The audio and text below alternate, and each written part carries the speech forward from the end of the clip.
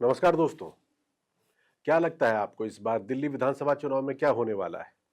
अभी तो वैसे डेट अनाउंस नहीं हुए हैं। आज तो बस वोटर लिस्ट आ गई, जो फाइनल वोटर लिस्ट है, और उसमें जो संख्या है वो 1,55,00,000 के करीब वोटर हैं दिल्ली में, जो वोट डाल सकते हैं नई सरकार को चुनने के लिए। अब वोटर लिस्ट आई तो अपने साथ कुछ सवाल भी लेकर आई, जिस सवाल को लेकर आज जनता के बीच में प्रेस कॉन्फ्रेंस के जरिए हाजिर हुए दिल्ली के मुख्यमंत्री आतिशी। और आते ही उन्होंने ये कहा कि भैया इस वोटर लिस्ट के जरिए घोटाला हो गया है। घोटाला क्या हुआ?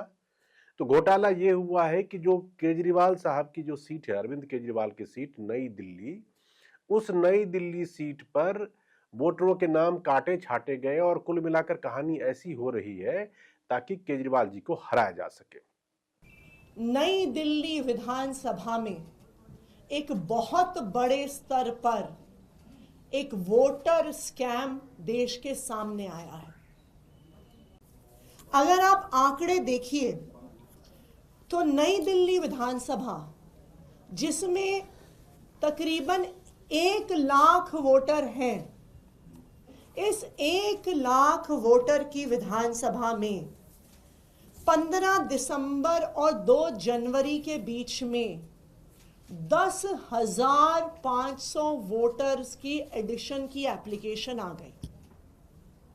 1,00,000 वोटर और उसमें 10,000 अगर हम नए वोटर जोड़ दें तो ये जो नए वोटर जुड़े हैं ये तो पूरे चुनाव को उलट पलट कर देंगे। अब ये एक तरह से आरोप भी हो सकता है, आरोप में कितनी सच्चाई है या नहीं है ये तो चुनाव आयोग के लोग बता सकते हैं। उसमें एक बात जो महत्वपूर्ण निकल के आ रही थी कि 1,67,000 के करीब, ये संख्या उन्होंने कोट की कि 1,67,000 के करीब वोटर उसमें नए जोड़े गए उस वोटर लिस्ट में। और वहां पर जो मुकाबला जिस तरह से होने वाला है वो केजरीवाल जी के विपक्ष में जा सकता है, उनके अगेंस्ट जा सकता है, क्योंकि वोटर लिस्ट में हेराफेरी हुई है, वोटर लिस्ट का घोटाला हुआ है। अब जरा नई दिल्ली सीट के इक्वेशन और समीकरण को आप समझ लीजिए, और यह समझना इसलिए भी जरूरी है क्योंकि आज ही जो सीएजी है, कंट्रोलर और ऑडिटर जनरल, उसकी रिपोर्ट के हवाले से बीजेपी ने भी आम आदमी पार्टी और साफ साफ में कहूं तो अरविंद केजरीवाल जी पे टारगेटेड हमला किया। तो अनेकों विषयों पर सीएजी ने फोकस किया है, मगर सबसे महत्वपूर्ण विषय शीश महल है, उनका खुद का घर है। कि जो मुख्यमंत्री का बंगला जिसमें केजरीवाल रहते थे, उस बंगले पे जो खर्चा था वो 33-34 करोड़ नहीं था, ये उसके दोगुने से भी ज्यादा, यानी कि 75-80 करोड़ रुपए का आंकड़ा कोट किया है बीजेपी के अलग अलग नेताओं ने। उन्होंने प्रेस कॉन्फ्रेंस के बाकायदा और कहा कि वो वाकई शीश महल था। केजरीवाल जिस घर में रहते थे मुख्यमंत्री होने के नाते, वो मुख्यमंत्री आवास को उनके विरोधी और जो विपक्षी पार्टी या उनके आलोचक जो है वो उसको शीश महल कह के बुलाते हैं। और विपक्षी और विरोधी पार्टियों की ही बात नहीं है, अभी प्रधानमंत्री नरेंद्र मोदी को भी आपने देखा होगा, उन्होंने 1-2 बार दिल्ली में जो उनकी सभा हुई, रैली हुई, तो उसमें सीधा सीधा टारगेटेड हमला था जिसमें उन्होंने बार बार शीश महल का नाम लिया। दिल्ली पर आपदा लाने वाले ये झूठा आरोप लगाते हैं कि केंद्र सरकार उन्हें काम नहीं करने देती, केंद्र सरकार उन्हें पैसे नहीं देती। ये कितने बड़े झूठे हैं, इसका उदाहरण इनका शीश महल है। तो सवाल ये उठता है कि एक तरफ तो शीश महल है और दूसरी तरफ वोटर लिस्ट है, दोनों ही चीजें एक साथ आज के डेट में आ गई सामने। जो आम आदमी पार्टी की तरफ से आतिशी या बीजेपी के जो दूसरे नेता है, उन्होंने जो कुछ भी आरोप लगाया उसके निहितार्थ को समझने की जरूरत है। दिल्ली में विधानसभा चुनाव और लोकसभा चुनाव का जो आपस का रिश्ता है वो बड़ा ही अजीब है। बड़ा अजीब इसलिए बोल रहा हूं कि 2014 में लोकसभा के चुनाव हुए और 2015 में यहां पर विधानसभा चुनाव, फिर 2019 में लोकसभा चुनाव, फिर 2020 में विधानसभा चुनाव, 2024 में लोकसभा चुनाव और 2025 में फिर आके विधानसभा चुनाव यहां पर होने वाले हैं, हो रहे हैं। और समीकरण देखिए, जब लोकसभा चुनाव होते हैं तो पिछले तीनों बारी बीजेपी ने यहां पर क्लीन स्वीप किया। 7 सीटें हैं लोकसभा की और 7 की 7 सीट पे बीजेपी का परचम लहरा जाता है। मगर जब विधानसभा की बारी आती है तो वो चीज बीजेपी रिप्लिकेट नहीं कर पाती। जो लोकसभा की सीटों पर उसे सफलता मिलती है वो विधानसभा चुनाव में वो दोहरा नहीं पाती। तो वजह क्या है, ये वजह क्या है? और इसको वाइस वर्सा अगर आप देखें तो ये सवाल केजरीवाल जी के लिए भी है कि अरविंद केजरीवाल अगर विधानसभा में इतना शानदार प्रदर्शन करते हैं तो फिर लोकसभा में उनकी पार्टी को क्या हो जाता है, जनता उन पर भरोसा क्यों नहीं करती? यह सवाल एक बारी मैंने अरविंद केजरीवाल से पूछा था। जब मैंने उनका एक इंटरव्यू किया था तो उसमें मैंने उनसे एक बारी पूछा था कि ऐसा क्यों होता है कि आपको लोकसभा में सीटें नहीं मिलती लेकिन विधानसभा में आपका प्रदर्शन बहुत अच्छा रहता है। तो उन्होंने मुझे जवाब दिया था और समझाया था अपनी कि भाई दिल्ली विधानसभा के तौर पे मैं क्यों जीतता हूं और जब लोकसभा चुनाव होते वो मैं फिर कभी कहानी केजरीवाल के कॉन्टेक्स्ट की बात में आपको बाद में सुनाऊंगा। आज मैं बस ये कहना चाह रहा हूं कि ये जो दोनों चीजें हैं, एक तरफ वोटर लिस्ट पे बवाल और दूसरी तरफ जो घर को लेकर जो घमासान मचा हुआ है, इन दोनों चीज के बीच में है केजरीवाल और केजरीवाल के प्रति दिल्ली के लोगों का भरोसा। उस केजरीवाल के प्रति दिल्ली की जनता का समर्थन जिसकी छवि एक आम आदमी से अपने से जोड़कर देखता है। उनकी पार्टी का नाम आदमी पार्टी है और उन्होंने जिस तरह का काम किया या अपने आप को जनता के बीच में जिस तरह से उन्होंने पेश किया है वो एक तरह का ये पोर्ट्रेयल है कि मैं आपकी तरह का ही नेता हूं, आपके जैसा ही नेता हूं। और यही भरोसा देश में नरेंद्र मोदी की सरकार पिछले 10 साल से होने के बावजूद केजरीवाल को सत्ता में लगातार बनाए हुए है। जिस दिन वो ट्रस्ट केजरीवाल के प्रति दिल्ली की जनता का कम हो जाएगा, घटने लगेगा, उस दिन उनके लिए चुनाव जीतना मुश्किल होगा। और इस बार वही स्थिति जो है बीजेपी करने की कोशिश कर रही है।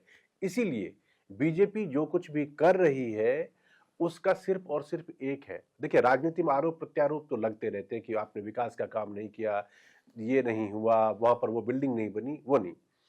जो आरोप और जिस तरह से घेरने की तैयारी है वो सीधे सीधे केजरीवाल को है। केजरीवाल की छवि, उनका जो उदय हुआ वो भ्रष्टाचार के खिलाफ लड़ाई से हुआ। अन्ना हजारे के साथ आंदोलन कोई भूला नहीं है। और उसी केजरीवाल को थोड़े दिनों पहले जब लोकसभा चुनाव हो रहे थे, आपको याद होगा, केजरीवाल भ्रष्टाचार के आरोप में जेल गए, तिहाड़ जेल। कोर्ट के इंटरवेंशन के बाद उनको जेल से बीच में आने का मौका मिला। खैर, अब तो वो बाहर आ गए और सिर्फ वो अकेले नहीं गए, उनके साथ उनके जो करीबी मिनिस्टर नेता, चाहे वो संजय सिंह हो, चाहे वो सत्येंद्र जैन हो, मनीष सिसोदिया हो, जो टॉप के लीडर है, वो सब जेल चले गए। केजरीवाल जी भी जेल गए, अब बाहर आ गए। तो जो ट्रस्ट फैक्टर है, जो भ्रष्टाचार के खिलाफ लड़ाई या भ्रष्टाचार के खिलाफ जो चेहरा बनकर केजरीवाल उभरे थे या लोगों के बीच में उन्होंने जगह बनाई थी, उस पर सबसे पहली चोट है कि उसकी क्रेडिबिलिटी कम किया जाए। और जब क्रेडिबिलिटी कम होगी वहां पर तो फिर वो बीजेपी के लिए फायदे का सौदा हो सकता है, फायदे की बात हो सकती है। और इसीलिए बीजेपी के जितने लीडर हैं वो एक सूत्री तरीके से ये कि केजरीवाल की इमेज या वो भरोसा जो है उसको तोड़ा जाए, उसको कम किया जाए। तो इसीलिए सबसे पहले मुद्दा आता है शीश महल का, जिसको जो नाम उनके घर को उनके विपक्षी और बाकी लोगों ने दिया। ये जो शीश महल वाली बात है ये सीधे सीधे डायरेक्टली केजरीवाल को हिट करती है। क्यों हिट करती है? कि भाई जो आदमी मुख्यमंत्री बनने के बाद जो नीले कलर की वैगनार कार में चलने की बात कर रहा था, वो कहां से अपने घर के लिए 33-34 करोड़ रुपए खर्च कर लिया। तो जो इमेज परसेप्शन है, जो केजरीवाल की छवि लोगों में है, उसको डेंट पहुंचाया जाएगा। आप जिसे आम आदमी समझ रहे हो वो आम आदमी नहीं, खास आदमी है। पैसा बहुत ज्यादा उसने तो अपने पे खर्चा किया, घर देखिए क्या आलीशान बनवाया है।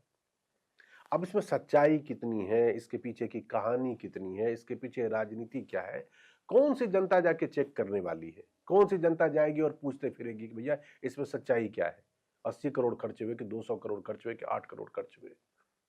ये तो राजनीति है। राजनीति में पार्टियां अपने हिसाब से काम करती ही करती हैं। तो एक ये मुद्दा शीश महल जो है, और दूसरा इस बार जो मुकाबला नई दिल्ली सीट पर होने वाला है वो बेहद दिलचस्प है, क्योंकि केजरीवाल का मुकाबला संदीप दीक्षित से होगा। थोड़े दिन पहले तक आम आदमी पार्टी और कांग्रेस को आपने साथ मिलकर नूरा कुश्ती करते हुए चुनाव में बीजेपी के खिलाफ लड़ते हुए देखा होगा, लेकिन दिल्ली में दोनों एक दूसरे के खिलाफ लड़ रहे हैं। और संदीप दीक्षित पिछले कुछ दिनों से लगातार आम आदमी पार्टी के प्रति जो है वो शिकायत विकायत लेकर एलजी के पास भी गए थे, नारी सम्मान योजना का जो मामला था उसमें, और साथ में परवेश वर्मा है। तो भाई वहां पर तो एकदम बिल्कुल कांटे की टक्कर होने की स्थिति बनाई जाएगी। वैसे ये आसान नहीं होगा कि केजरीवाल के खिलाफ, क्योंकि वहां पर वोटरों की संख्या लगभग 1.5 लाख के करीब है और जो वोटिंग पैटर्न पिछले 3 चुनावों का अगर आप वहां पर देखेंगे तो कभी लाख लोगों ने भी वोट नहीं किया है, 82-85 से ऊपर लोगों ने वोट किया नहीं है, उसी के आसपास रही है संख्या।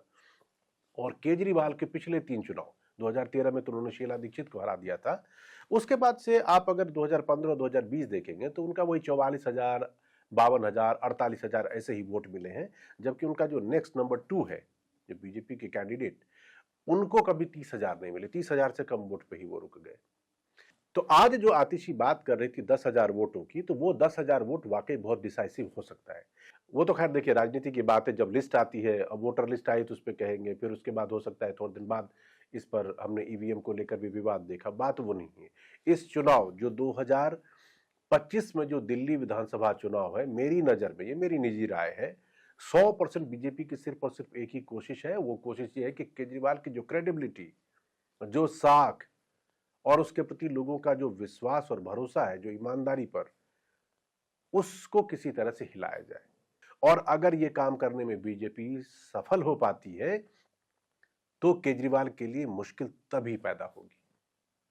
अब ये अपने आप में बहुत बड़ा टास्क है, अगर इसका कोई सिंपल फॉर्मूला होता तो बीजेपी कब ना कर लेती। अब केजरीवाल के प्रति भरोसे की अगर बात आप करेंगे ना, तो चाहे वो जिसकी भी बात कर लीजिए, चाहे वो झुग्गी वाला हो, चाहे वो आपको ऑटो चलाने वाला हो, चाहे वो कम वेतनभोगी आदमी हो, या जिसकी जो दिहाड़ी मजदूर हो, एक अलग फैन फॉलोइंग केजरीवाल को है। और दिल्ली की 20 सीटें ऐसी हैं जिस पर कि झुग्गी में रहने वाले लोग निर्णायक वोटर हो साबित होते हैं। इसीलिए इस बार आपने देखा होगा प्रधानमंत्री जी ने जो उनका जो पहला दिल्ली चुनाव को लेकर एक तरह से चुनावी भाषण जो सामने आया, वो उस दिन आया जिस दिन वो झुग्गी के बदले मकान की चाबी दे रहे थे। अभी तो 1600-1700 लोगों को दिया गया है, उस दिन वो उन्होंने दिया, लेकिन निशाना वही है, वही वोट बैंक है जो कि केजरीवाल का बिल्कुल सॉलिड वोटर है। मुझे ऐसा लगता है कि इस बार के चुनाव में, जो दिल्ली विधानसभा के चुनाव हो रहे हैं, इस बार पूरा का पूरा फोकस जो आम आदमी पार्टी की विरोधी पार्टियां हैं, चाहे वो बीजेपी हो या कांग्रेस हो, सबका निशाना सिर्फ और सिर्फ केजरीवाल की क्रेडिबिलिटी होगी, उनकी साख, उनका भरोसा होगा। और दोनों पार्टियां ये कोशिश करेगी जनता के मन में ये बिठाने के लिए कि जिस केजरीवाल को आप जैसा समझते हैं, असल में वो कहानी है नहीं। एक तरफ ये शीश महल का भ्रष्टाचार है, दूसरी तरफ और भी उनकी जो नाकामियां है उसको वो उठाकर उसके सामने। देखिए राजनीति तो होती रहेगी, चाहे वो बीजेपी उन पे आरोप लगाए या कांग्रेस अपनी तरफ से मोर्चा खोले, सवाल जनता का है। अगर जनता इन तमाम चीजों के बावजूद, उस जनता के मन में ये कि नहीं केजरीवाल ठीक आदमी है, ईमानदार है, काम कर रहा है, ठीक काम किया उसने, उसे बुरा फंसाया गया, उसके बारे में गलत बातें की जा रही हैं, तो फिर आम आदमी पार्टी का कुछ नहीं होने वाला है। नहीं, अगर इसमें जनता के मन में जो विश्वास और भरोसा है, अगर उसको हिलाने में बीजेपी या कांग्रेस कामयाब होती है, तो आने वाले दिनों में, यानी जो चुनाव होंगे, उसमें केजरीवाल के लिए मुश्किल हो सकती है। तो हमसे जुड़ने के लिए, हमारी बात सुनने के लिए और अपना वक्त देने के लिए बहुत बहुत शुक्रिया और धन्यवाद। आप हमारा जो ये YouTube का चैनल है, अगर इसको सब्सक्राइब करेंगे तो हमारा हौसला बढ़ेगा। बहुत बहुत धन्यवाद, नमस्कार।